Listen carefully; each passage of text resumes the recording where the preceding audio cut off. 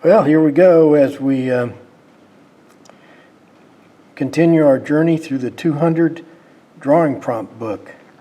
Today we're up to drawing prompt 144, which is Boomerang. And what we did is we drew an Aborigine warrior with his war boomerang, his shield, and all that business. If you want to see how we drew it, stay tuned, because that's what we're going to do today.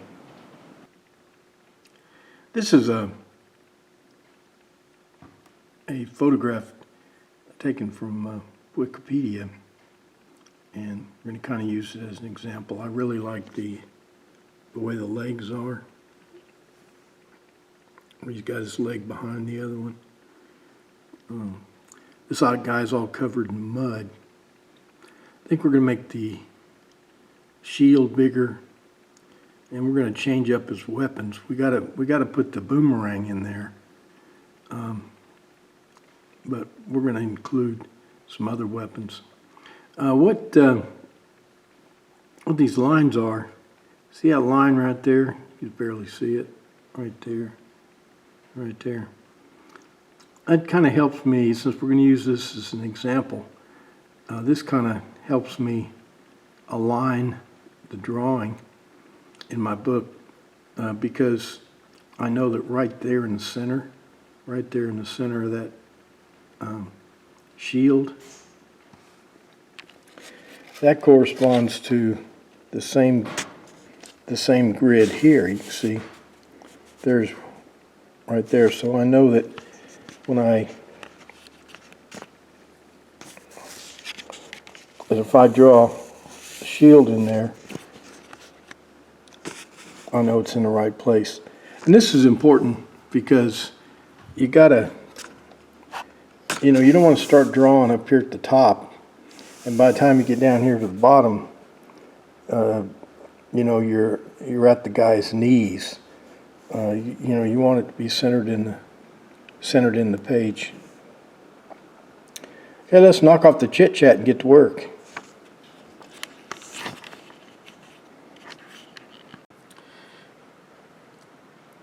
So that's our drawing tip for the day.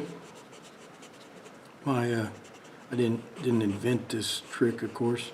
This is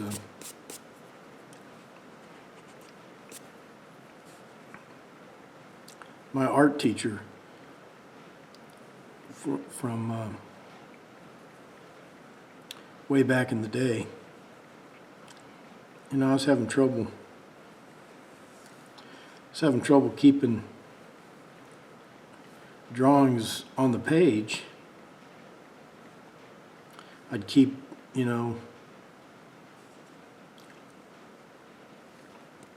start out and start drawing. By the time I got down to the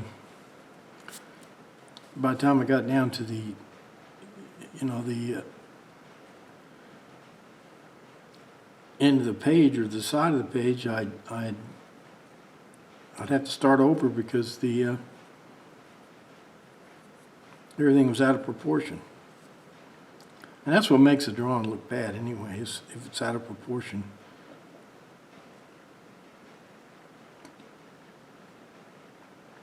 This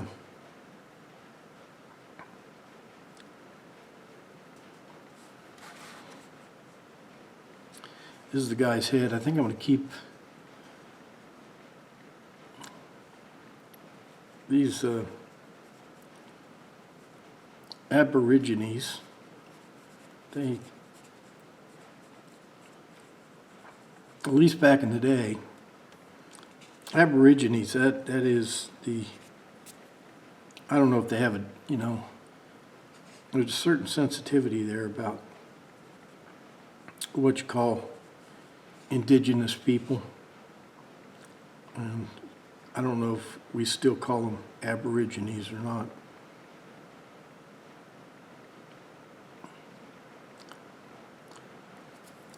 But I know with the Native Americans,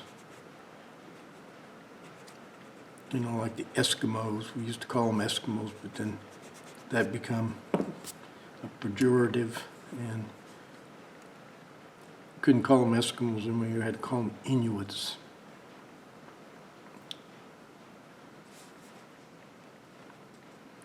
Let's start over there. My head was too small.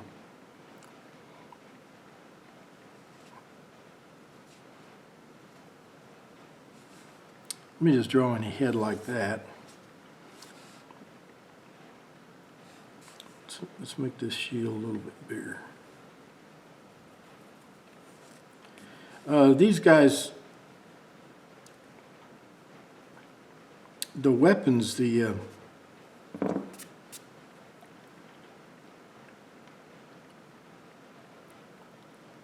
Aborigines used were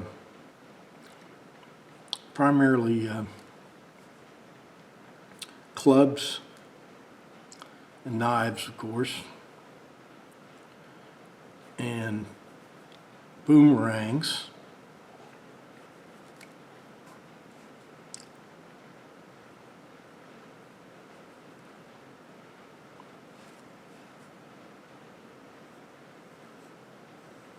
And spears, and some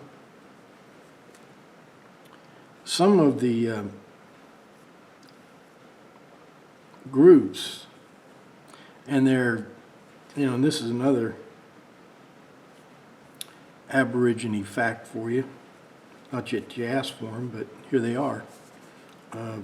There's over 200 language groups. And we think of, you know, I've always, you know, thought of the Aborigines as you know, like one group of people. But, of course, they weren't. There were 200 language groups spread all over the continent of Australia.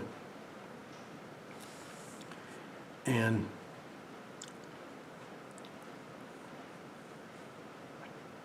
kind of divided up into, they didn't have a central government or anything.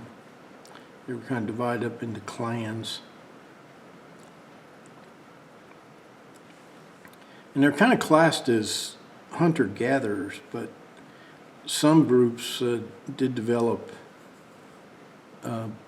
agriculture.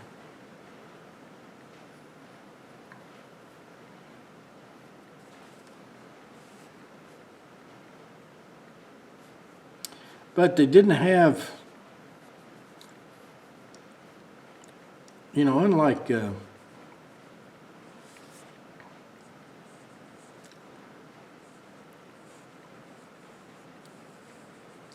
Europeans and the Asians, they didn't have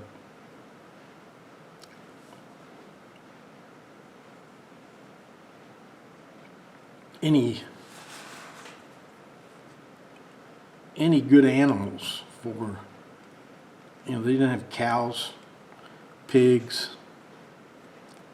and all that stuff.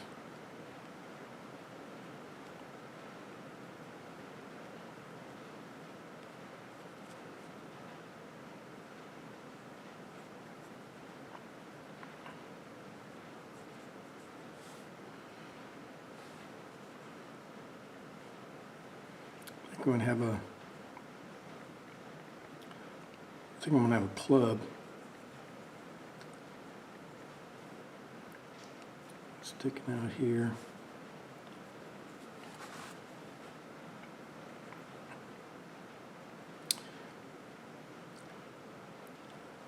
And their clubs looked a lot like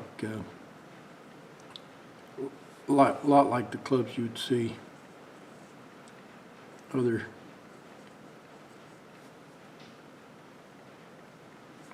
tribal or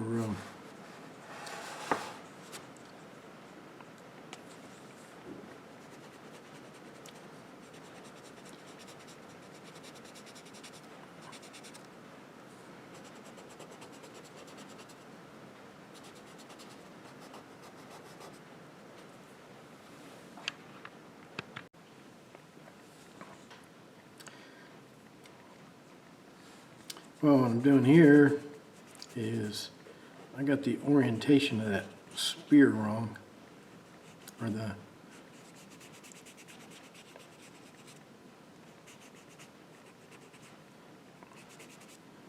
the shield.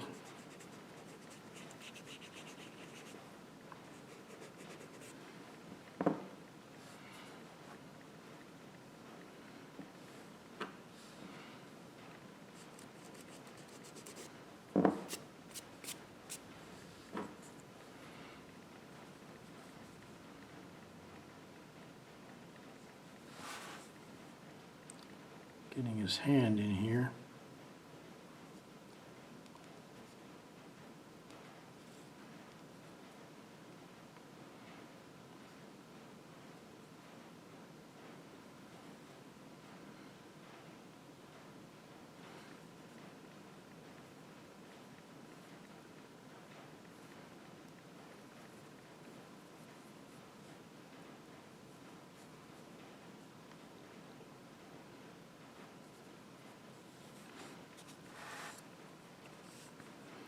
I'll change the orientation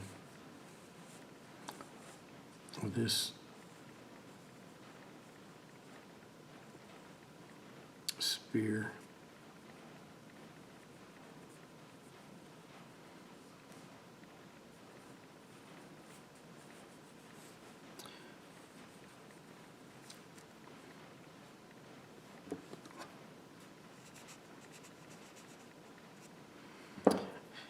Yeah, and if you're drawing, I just recommend, if you see something that's not right, just go ahead and erase it and start over.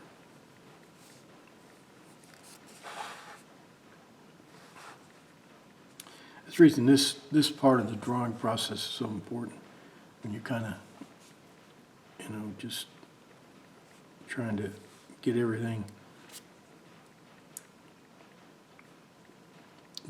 in place.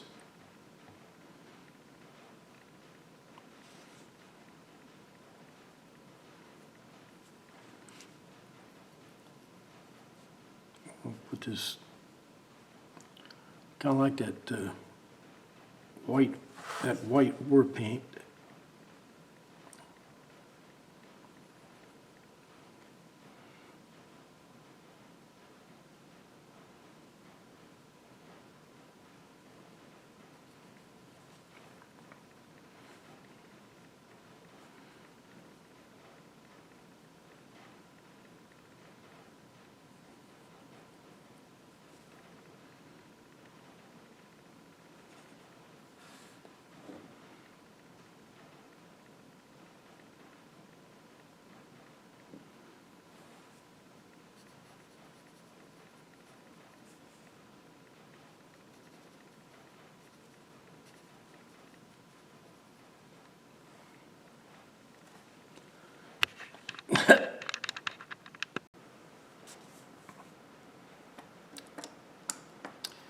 The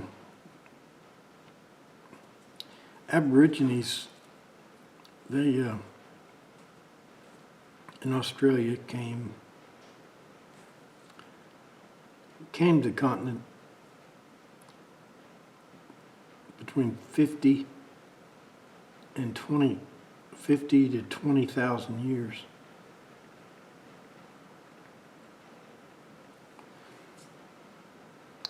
ago.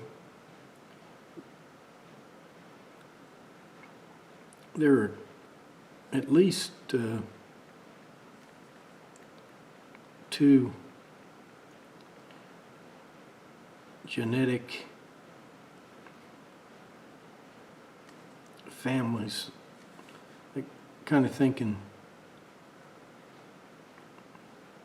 there was an initial influx, and then during the next ice age. See, what happened is during the ice age, the sea level went down, which made getting to Australia from Indonesia and the Philippines and Indochina, possible.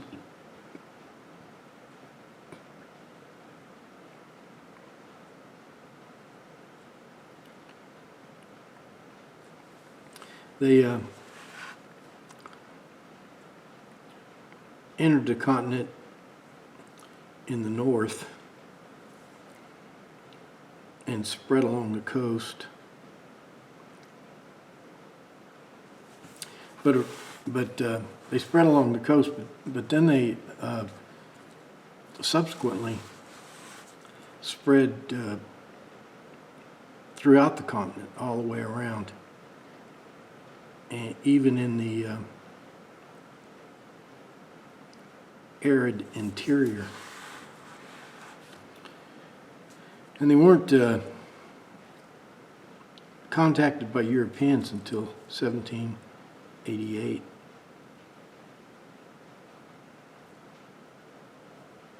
And you know what happened then. You know, the Europeans made a lot of promises which they didn't keep. Put them on reservations and all the stuff you do. And it didn't matter because it was a big country and there weren't many Europeans, and there were only about 1 million Aborigines. But of course, what happened is between wars and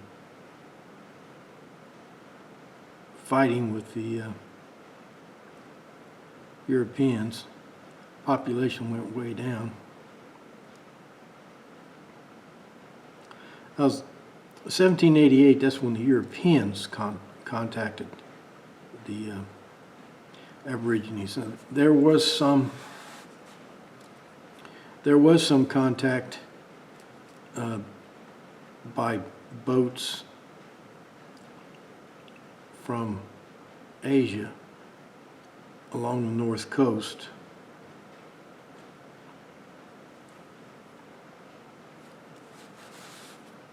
New Guinea and so forth. But it's such a big country that, you know, most of the Aborigines had no idea that any of the contact was taking place, and wouldn't care anyway because it was thousands of miles away.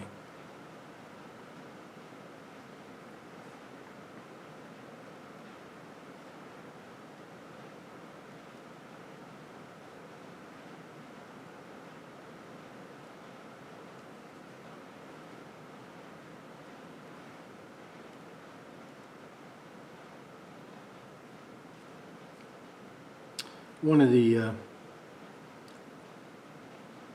Aborigines had long beards, at least traditionally.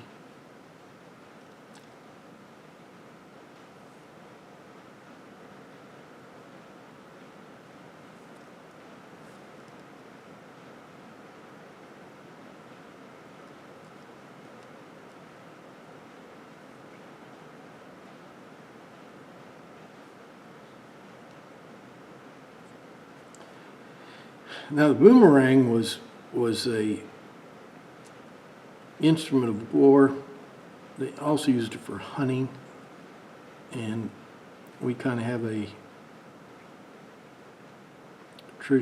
traditional view of what they look like, because you know that once the Aborigines discovered that Europeans were interested in them, they started making them for the Europeans, decorating them. They're actually kind of wondrous engineering. They actually have a curve, you know, a wing-like cross section.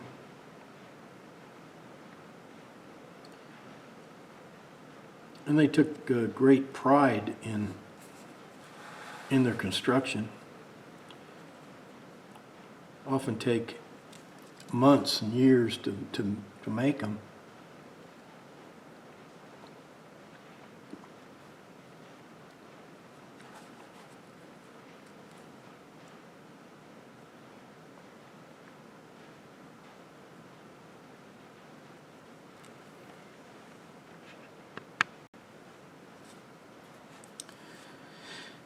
The Aborigines, they fought back against the Europeans.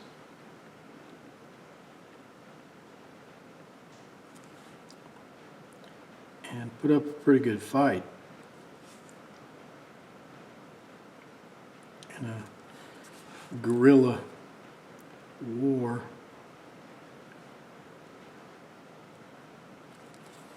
It lasted, many years. But they were overwhelmed by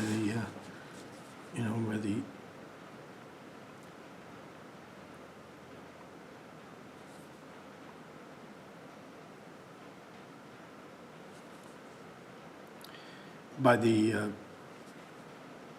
European weapons, of course. And they didn't and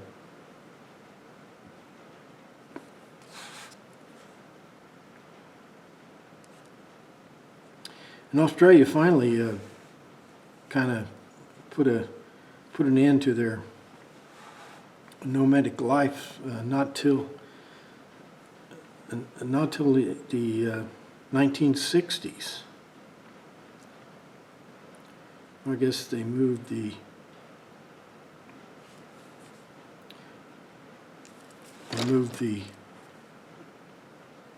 indigenous people to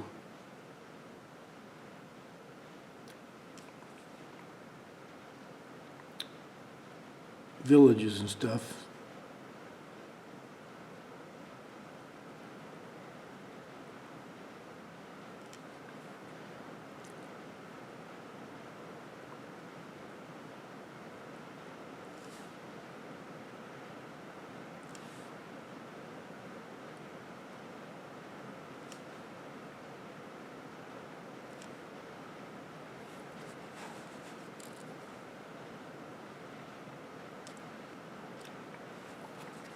So they maintain their cultural traditions, but adapting to the modern realities.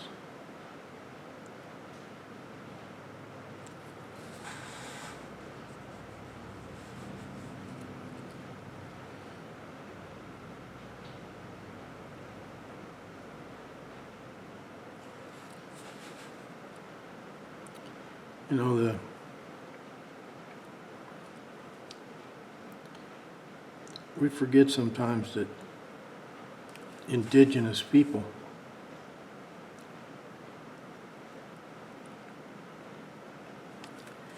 they survived by being very practical. When the Native Americans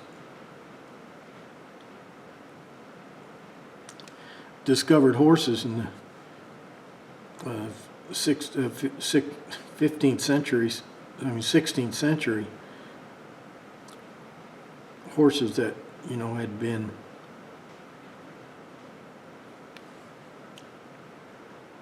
that had escaped from the Spanish.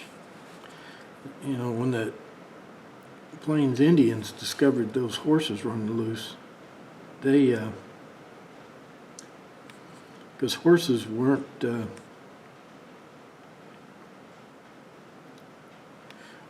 native to the Americas in modern times anyway. Prehistoric times there were, but the Indians built a whole Plains Indians in America. They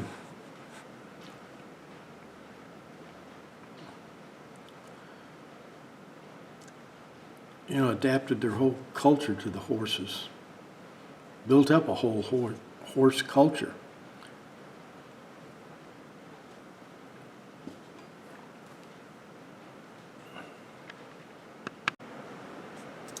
So when the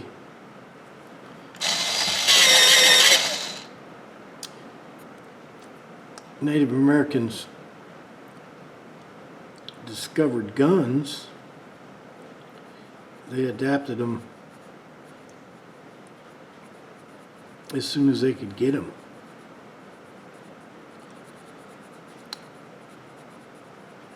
So they were practical. They were practical people. They wanted to keep the good parts of their culture,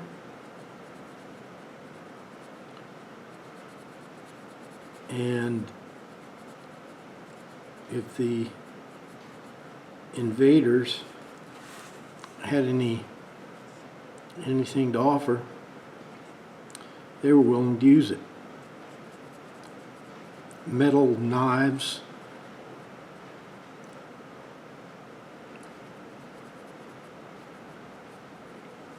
for example, pots and pans,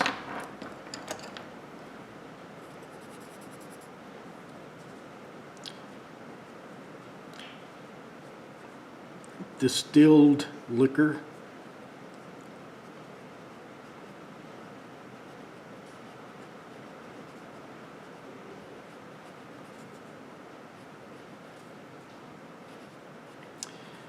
and the Aborigines the same way.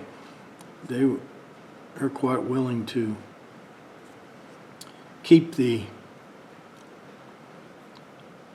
good parts of their culture and adapt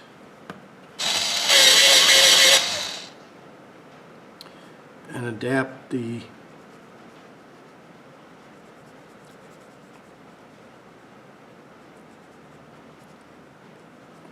manufactured goods into their culture as necessary. See the same thing in really see it with the the Inuits, and we used to call them Eskimos. They you see them running around with snowmobiles now instead of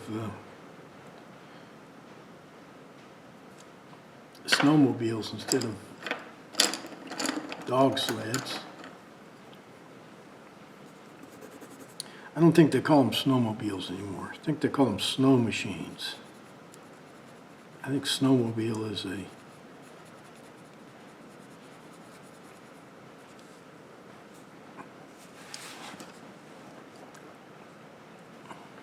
I think I captured those feet. So see how those feet are all twisted up right there? Oh, I think I got that. And you can see how the feet are kind of a different color. This guy is almost black because he's covered in mud. And that's going to be hard to capture, but I'll try.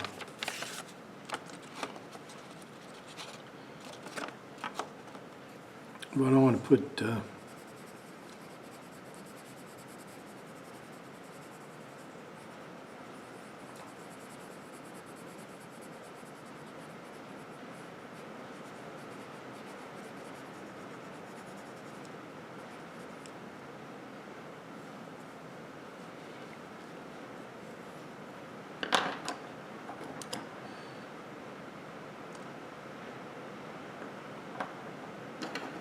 take some of this lighter color.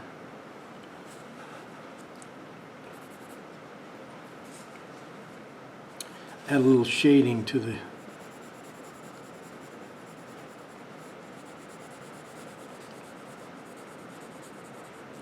carved wood here.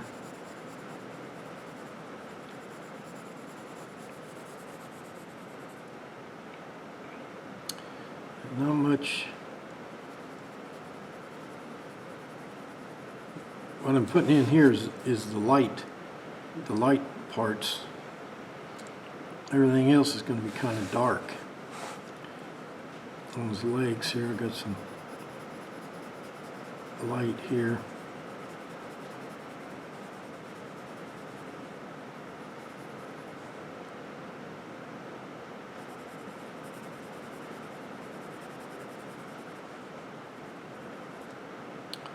Seems like these warriors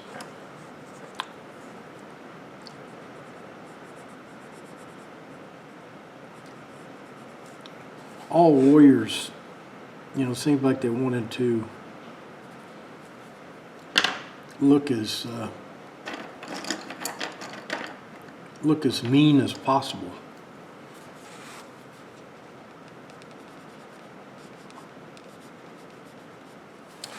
Putting some random purple on that spear tip. Let's get some darker color here.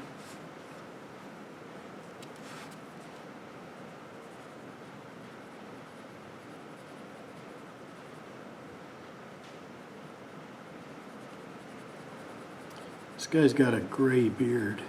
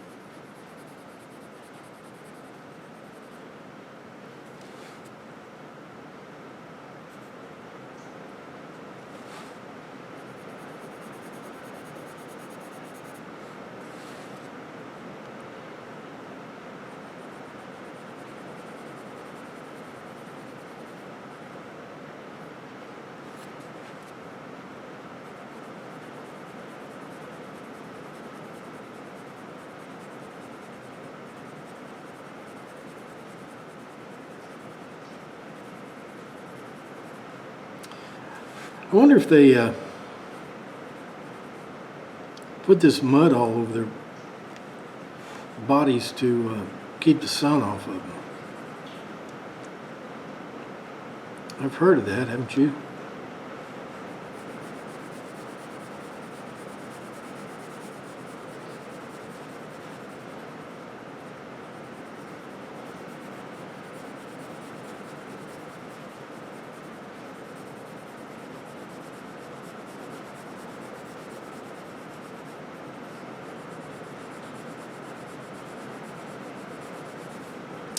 I think the original Aborigines were mostly naked because,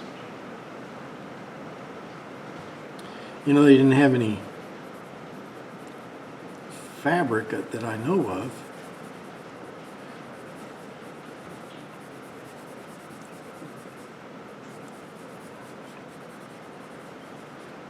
They probably wove something.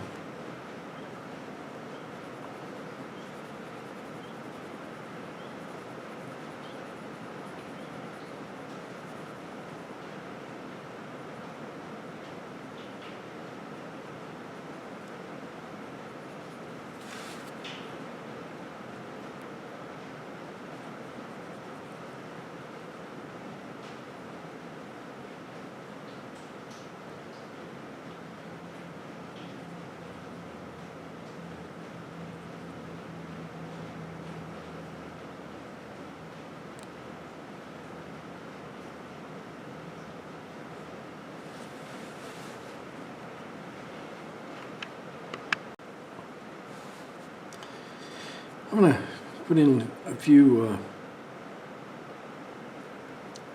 little trees and bushes in the background.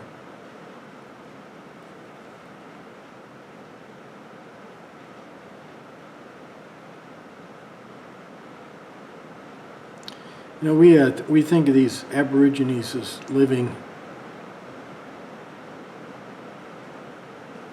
in the great sandy desert and in the outback and this and that, but they lived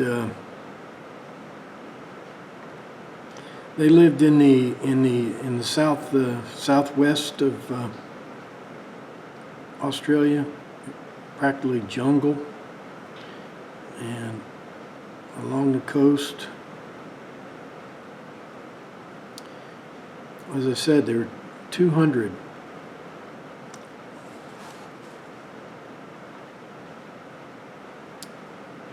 languages.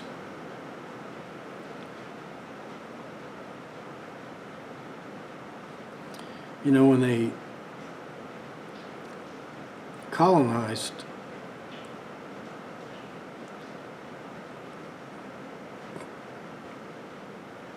Australia, various families, all spread out, developed their own cultures. It wasn't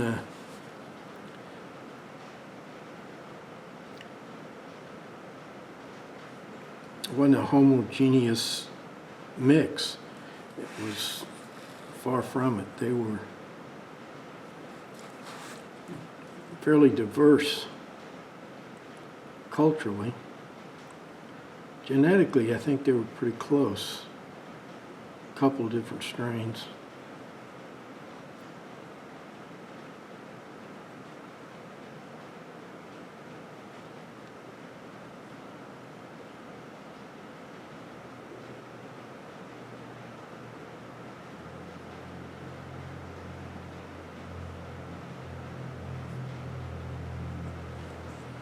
That's the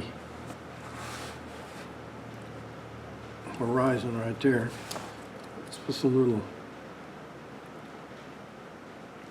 blades of grass here. We always think of these guys living in the desert, so we might as well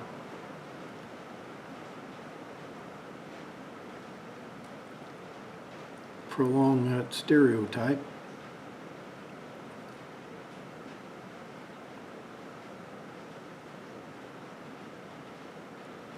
I think we think of them living in the desert because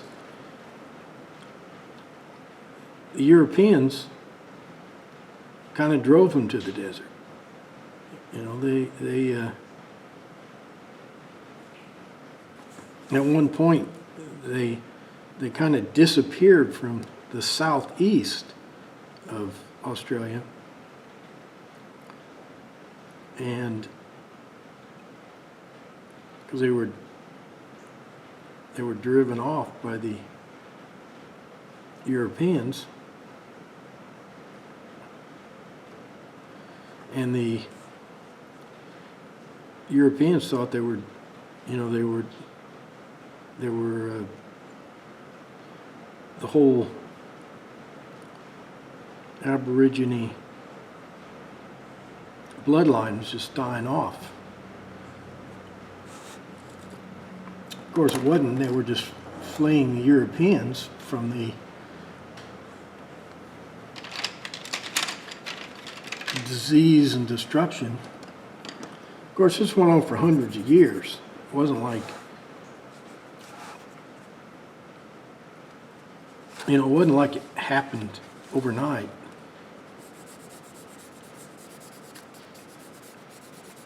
Okay, we're just going to put in a light blue sky here. Skies, generally, you want to make them a little darker at the top and lighter at the bottom.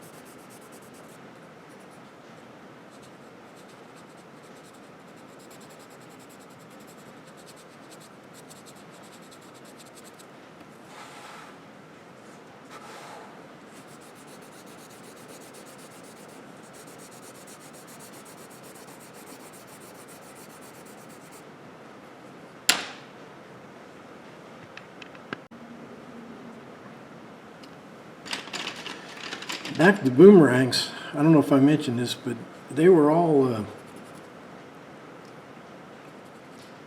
original boomerangs that the natives used were all different.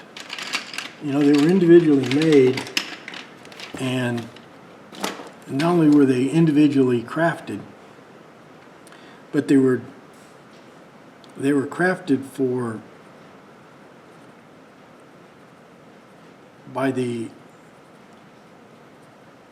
the purpose. For example, what we have here is this is a war boomerang. They were straighter, longer, and you know, you could actually use them as a club, I guess, if you wanted to.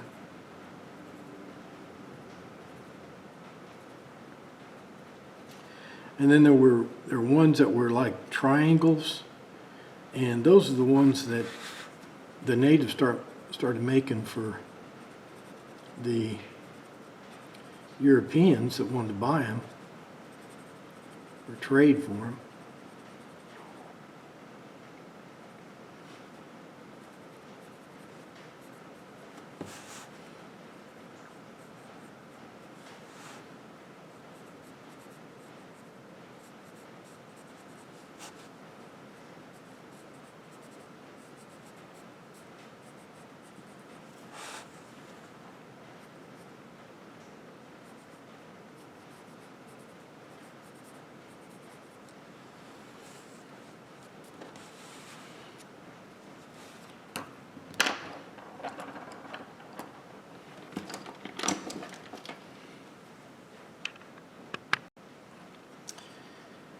Now here on the trees,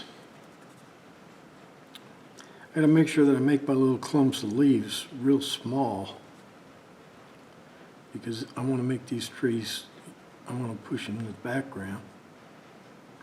So I don't want to make any big globs of, you know, leaves.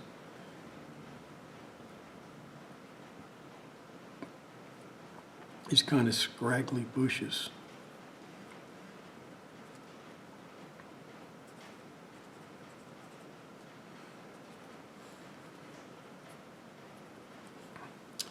And now we're gonna make the ground. You know, this is some of that desert ground, so we're gonna make it.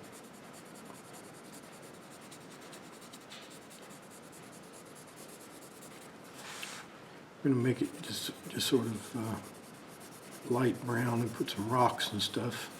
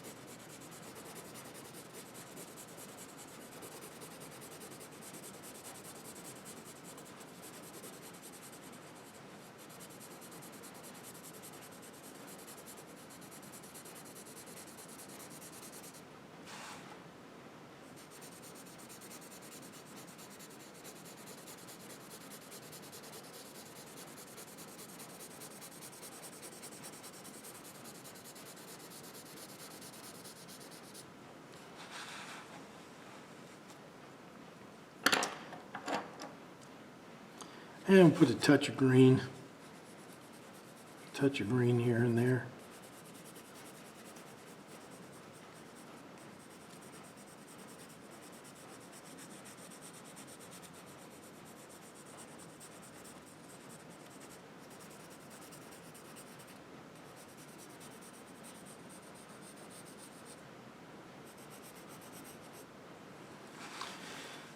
Now I still haven't figured out how I'm going to make this guy look like he's got mud all over him. Maybe I can do that with some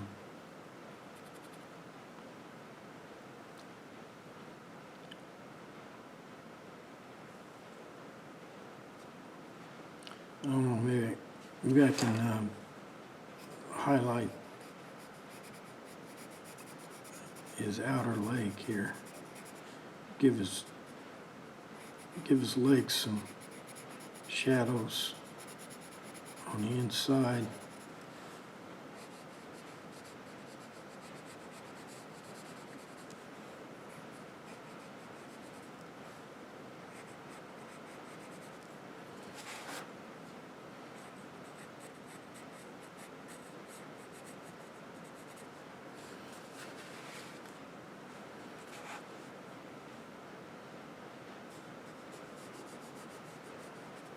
Now this shield is rounded, and I'm trying to make it look rounded, but I'm failing. Did you ever fail? I have.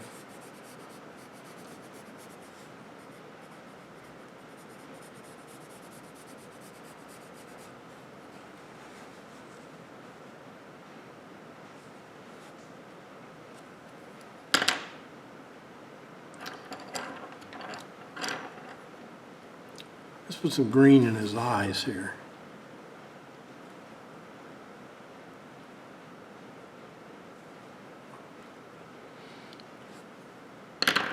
Let's also put some pink in his eyes because he's got that mud all over him. And right there where it meets his eyes, it's kind of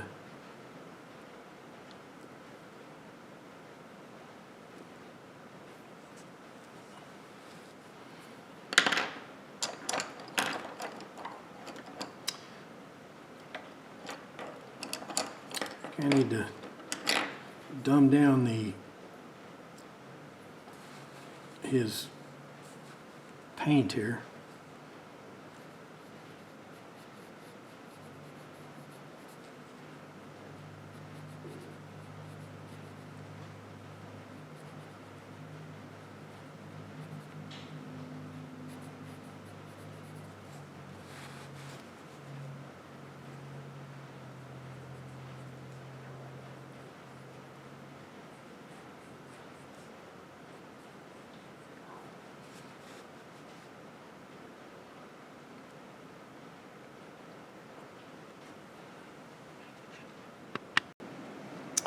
Well, that'll do it for our drawing prompt 144, Boomerang. We didn't want to just do a boomerang. I've been copping out, so we made an Aborigine warrior in full warrior regalia.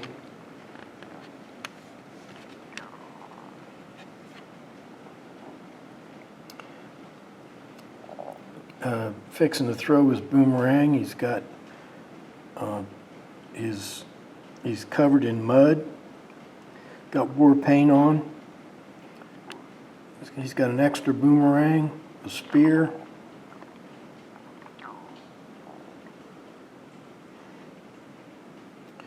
Okay, what's our prompt for tomorrow? Centipede. Hope to see you then.